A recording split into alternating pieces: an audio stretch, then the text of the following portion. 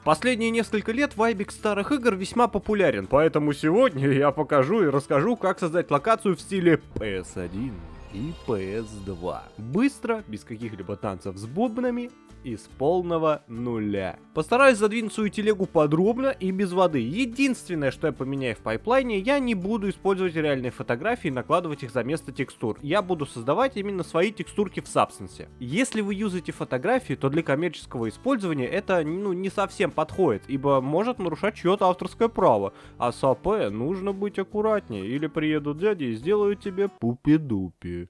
Итак, пока я тут лес точу, процесс создания уже пошел. Как стартовый референс я взял вот эту вот локацию, поэтому начинаю создавать, что? Правильно, модульные блоки для здания. Для начала в голове представляем, на какие фигуры нужно поделить модули. Почему я делаю именно модули, а не full здание сразу? Думаю, тут и дураку понятно, что модульные ассеты намного более вариативные. И используя одни и те же модули, я могу создать разные строения, модельки и префабы, и, поняли суть. Ага, спасибо. Поэтому вам тоже советую делать ваши наборчики для игрулек модульными. К примеру, делая забор, не делайте его цельным, а разделите на компоненты. Металлические прутья, монумент, статуя, может, какая-нибудь, крест, вот как в моем случае, потом увидите. И все. Текстурируйте их отдельно друг от друга, а уже потом в движке собирайте воедино.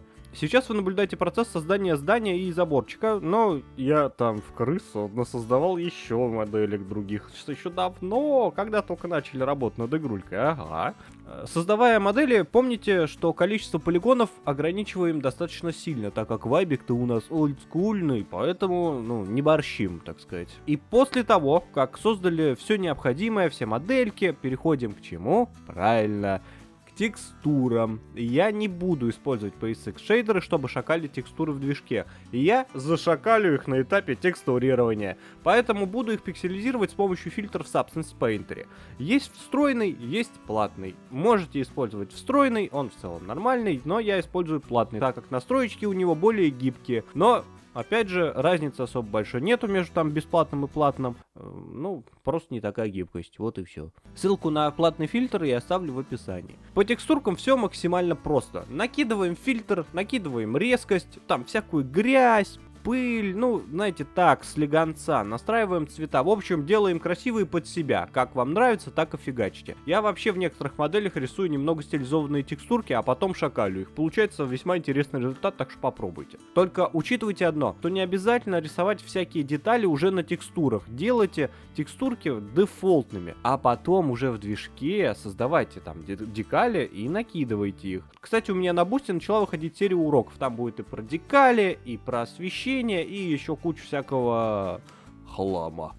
У меня уже есть видосик о том, как создать вот такой вот простенький шейдер воды в Unity за пару минут, стилизованный, конечно же. А скоро еще выйдет видосик для Unreal, а также до конца месяца можете утонуть вот такую вот кракозябру. Что ж, а теперь переходим к сборке локации. Какое двигло вы юзаете, особо разницы нет, так как тут требуется только сборка и базовая настройка просто постпроцессинга. И все, всякая мелочь. Создаем террейн, накидываем текстурки. Кстати, текстурки я взял дефолтные и обработал их пиксельным фильтром. Все. Собираем наши модули, как и планировали, начинаем ваять локейшн, посматривая куда? Правильно, на референс. Конечно же, по итогу от референса я немного отошел. Вот так вот. Как финализируете локацию, не забывайте добавлять мелкие детали, а также добавлять живости вашему уровню. Ветер, какие-то зацикленные анимации, тому подобную мелочь, суть вы поняли, она создает атмосферку. Так как мы делаем в стиле PS2, PS1, то и много деталей добавлять не обязательно. Главное не борщить и не создавать много лишнего визуального шума, но также и не оставлять пустые пространства. Они потому что сразу будут бросаться игроку в глаза, честно скажу. В общем, томить вас не буду и сейчас уже покажу результат. Но сначала я расскажу немножечко про вообще в целом, что я делаю. Делаю я эту локацию для основной своей новой игрульки. В прошлом видосе мы делали менюшку, и я рассказывал за основу композиции, можете глянуть. Вот так вот выглядела первая итерация менюшки, вот так выглядит вторая. Напишите, пожалуйста, в комментарии, какая вам нравится больше. У нас, кстати, в телеге есть еще и крутой чатик с инди-разработчиками, где мы делимся идеями, своими проектами, вот также скриншотами, видосами и бла-бла-бла. А также я у себя в телеге делюсь новостями по своим игрулькам, мемами и прочей фигней. Если интересно, ссылочка в описании. Итак, Вот и финалочка. Напоминаю, что вот так вот выглядел референс, а вот так вот выглядит мой итоговый вариант. Как вам результатик? Я спрашиваю, отвечайте, пожалуйста. Конечно, тут сейчас сделана лишь часть под скрин для видео, и много еще будут там добавлять, изменять и так далее. Финальные сцены, конечно же, я поделюсь где? Правильно, у себя в телеге. А пока переходите там на Бусти, в телегу, покупайте фильтр, если вам нужно. Поддержите меня лайком. Ну, с вами был правильно кто? Никитос, крутой Барбос Абрамс. Пока, там в следующем видео увидимся. Давайте.